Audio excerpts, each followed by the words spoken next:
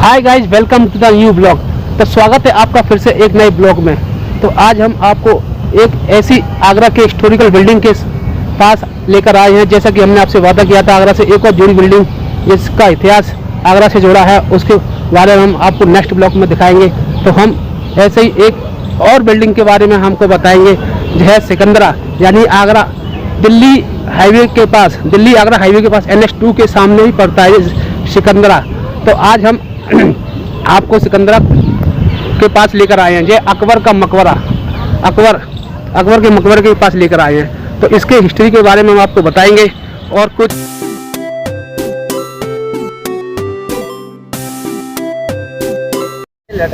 Guys, ये अकबर के मकबरे की एक अनोखी कहानी है। इस कहानी में हम आपको बताएंगे कि ये अकबर ने कहा था कि जब मैं मरूं और जब मेरी मृत्यु हो तो मुझे इस जगह पर दफनाना और मेरी कब्र को इस जगह पर ही दफना देना, जिससे कि एक मेरा सम्मान के साथ मेरा सपूत खाक हो सके।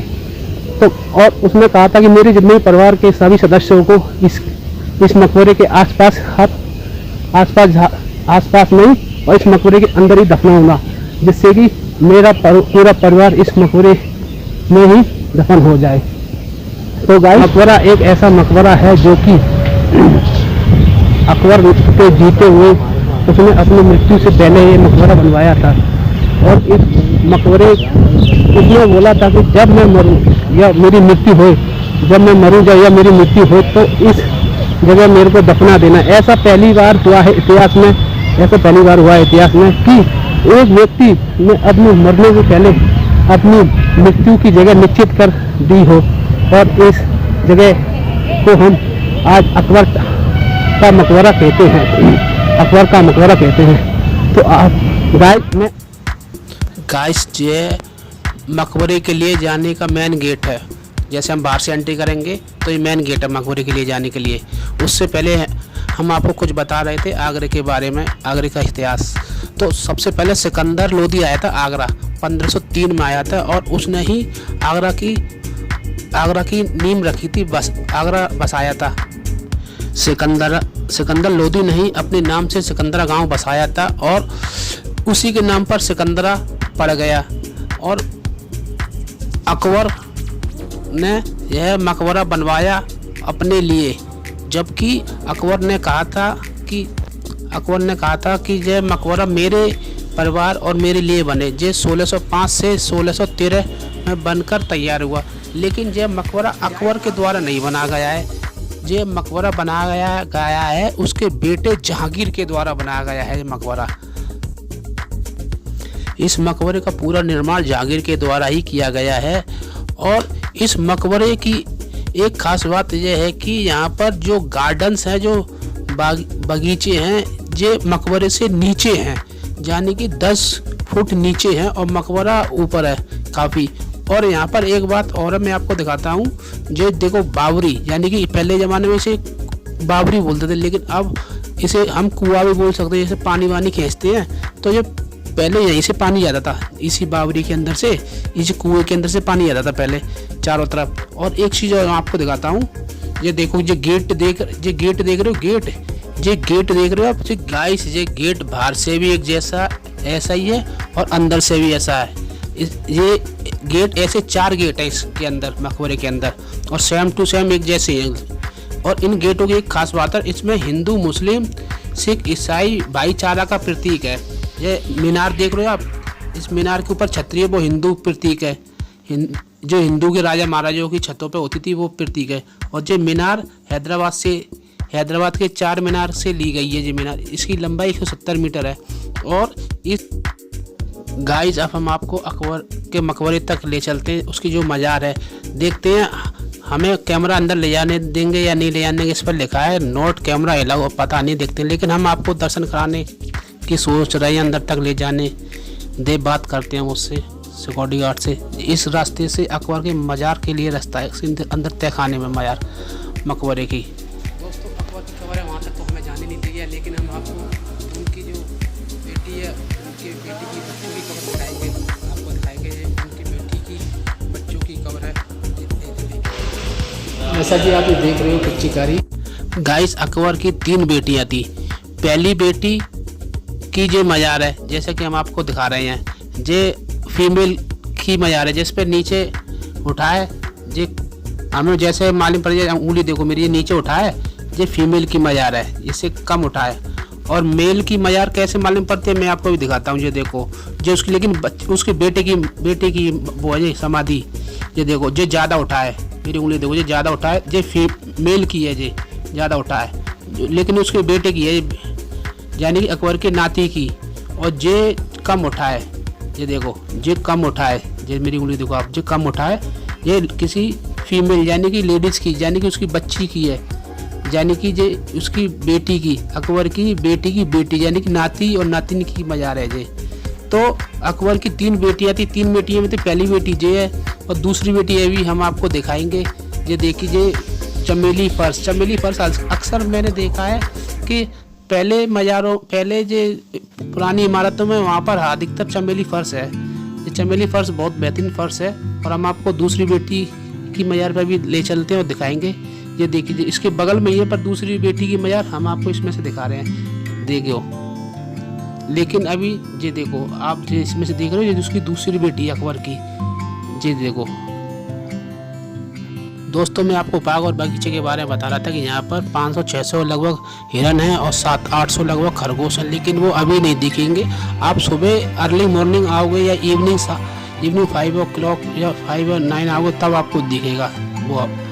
तो दोस्तों, मैं आपको बता रहा था कि अकबर की 3 बेबियाँ थी, यानी कि 3 उसकी पत्नी थी। पहली पत्नी का नाम था रुकैया बानो, दूसरी पत्नी का नाम था सलीमा बेगम बानो और तीसरी बीवी थी जो हिंदू घराने के राजपूत घराने से संपर्क रखती थी, जो कि आमिर के राजा भरमल की बेटी थी। वह उसका नाम था जोधाबाई। तो उसी के द्वारा यह धर्म चलाया गया, दीन ए इलाही। तो आप जो देख रहे हो ऊपर छतरी, ये राजस्थान के घरों में लगी होती है, उनके किलों में लगी होती है, तो वही छतरी है जी। इसी तरीके की छतरी आप देख सकते हो। दोस्तों, यह एक छोटा सा गेट है, ये आपको दिख रहा होगा जो। तो जो इस गेट के बारे में मैं आपको बताता हूँ। अकबर की जो हाइट थी छोटी थी पहले, तो बीरबल ने कहा, हजूर बादशाह अकबर, आपसे सलाम कौन करेगा? तो अकबर ने कहा, अरे बीरबल कुछ राय बताओ। तो बीरबल ने कहा, हजूर बादशाह अकबर, आप सारे गेट छोटे करवा दो, जो भी आएगा तो झुक के जाएगा और अपने आप सलाम करेगा। तो जितने भी इस मकबरे के गेट हैं सारे छोटे गेट हैं अधिकतर। तो आप देख सकते हो जब भी आओ तो इन गेटों को देखना, बहुत 5.5 फुट के लगभग है। तो अकबर की हाइट भी इतनी की थी 5.5 फुट। जो दीन इलाही धर्म चलवाया था, जो अकबर की तीसरी पत्नी थी जो जोधाबाई हिंदू धर्म से संपर्क रखती थी, उसके द्वारा। दोस्तों, अब हम आपको ले चलते कांच महल की तरफ, जो कि जहांगीर ने बनवाया था। ये पूरे 14 साल में बनकर तैयार हुआ था कांच महल। आप सोच रहे होंगे कांच महल 14 साल में बनकर कैसे तैयार हुआ? यह जहांगीर का वार था, यानी कि दारू पीने जहांगीर दारू पीने आता था तो शाम को 2-2.5 घंटे सिर्फ तभी काम होता था, और इसीलिए इसे 14 महीने लगे। तो हम आपको अब जहांगीर कांच महल दिखाएंगे। दोस्तों, जो है कांच महल, यह कांच महल बनकर 1605 से 1619 यानी कि 14 साल इस कांच महल में बनकर तैयार हुआ है। लेकिन इस कांच महल में ऐसा कुछ नहीं है, आप आओगे तो देख सकते हो, इसे भी विजिट कर सकते हो। लेकिन इसमें 2 खिड़की लगी हैं इस कांच की, वो भी। लेकिन पहले तब कांच महल में जब काम होता था तो सिर्फ 2 घंटे काम होता था। वो 2 घंटे इसलिए होता था तो वो जहांगीर आता था, तो इसे जहांगीर यहाँ पर ऊपर बैठता था और यहाँ पर बैठकर अपना मदरा, पान, दारू पीता था। और तब कारीगर लोग यहाँ पर कांच, अनेक प्रकार के रंगीन बिरंगे कांच लगाते थे और जहांगीर को चेक कराते थे कि हजूर किस तरीके की कांच इसमें सही रहा है। तो जहांगीर उनको बताता था इस तरीके की कांच इधर लगाओ, इस तरीके की कांच इधर लगाओ। तब इस कांच महल की बिल्डिंग को जहांगीर लगभग 14 साल में पूरा किया था। लेकिन इसके पीछे आप आओगे तो इसे विजिट करो और मैं आपको दूर से दिखाता हूँ इस कांच महल का आकार कैसा। इस कांच महल का आकार एक जैसा है, लंबाई चौड़ाई एक जैसी है। देखो मैं आपको दूर से दिखाता हूँ, थोड़ा नेक दूर जाके दिखाता हूँ। अभी तो ये देखो मैं अभी दिखाता हूँ आपको कैमरे के द्वारा। ये आगे जाने का लोधी गार्डन है, लेकिन पहले सबसे पहले मैं आपको कांच महल की बिल्डिंग दिखाता हूँ। ये देखो ये कांच महल है, ज़्यादा बड़ी भी नहीं है, लेकिन इस बिल्डिंग को 14 साल लग गए पूरे बनाने में। ये देखो एक जैसी है चारों तरफ से, ये बिल्डिंग पूरी सेम टू सेम एक जैसी है। पहले इसमें बहुत सारे कांच थे, लेकिन अब कांच नहीं है इसमें। आप आओगे तो अब कांच का बस 1-2 खिड़की लगी हैं। आप आओ, इसे भी विजिट कर सकते हो। अब हम चलते हैं लोधी गार्डन चलते हैं। तो लोधी गार्डन में हम आपको दिखाएंगे लोधी गार्डन की क्या विशेषता है।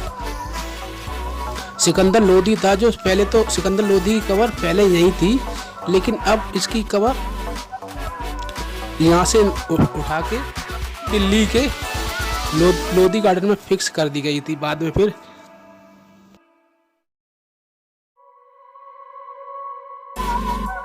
आप देख सकते हो लोधी का मकबरा सामने देख सकते हो। लोधी के मकबरा का हम आपको दिखाते हैं। लोधी के मकबरे को ऐसा 8 अष्टकार है, 8 गेट है उसके अंदर। ये देखो इस तरीके से गेट है लोधी के मकबरे में, एकदम 8 प्रकार के गेट है।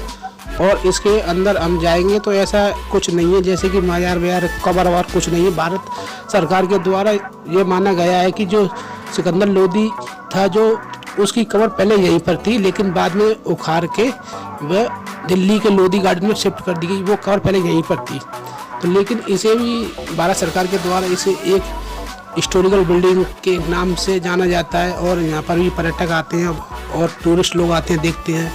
और यहाँ पर ऐसा, चलो आपको मैं बताता हूँ कि ऐसा कुछ नहीं है। आप आओ और लोधी गार्डन को भी देख सकते हो दोस्तों। बाग बगीचे यहाँ पर और बेहतरीन है, और आप आओ विजिट करो दोस्तों अच्छी तरीके से। ये देखो इस तरीके से अष्टकार गेट है यहाँ पर लोधी गार्डन। दोस्तों इसी के साथ अब अपना हम ब्लॉग यहीं पर समाप्त करते हैं। तो दोस्तों अगर आपको ये ब्लॉग अच्छा लगा हो और कुछ नॉलेज आपको इस ब्लॉग के जरिए मिली हुई और हमारे जरिए मिली हुई, जैसा कि हमने आपको बताया था कि हम अपने आगरा के हिस्ट्री के जितने भी हिस्टोरिकल बिल्डिंग है उनके ऊपर ब्लॉग बनाएंगे और उनकी हिस्ट्री के बारे में बताएंगे और आपको उन हिस्ट्री से अवगत कराएंगे।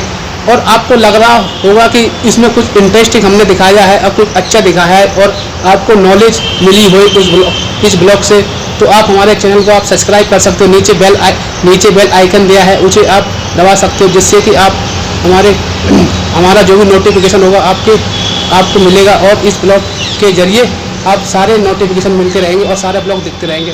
तो दोस्तों अब हम फिर दोबारा मिलते हैं नेक्स्ट ब्लॉग में, नई जर्नी, नई बिल्डिंग, नई हिस्टोरिकल बिल्डिंग में मिलेंगे आगरे की। तो ठीक है, थैंक यू।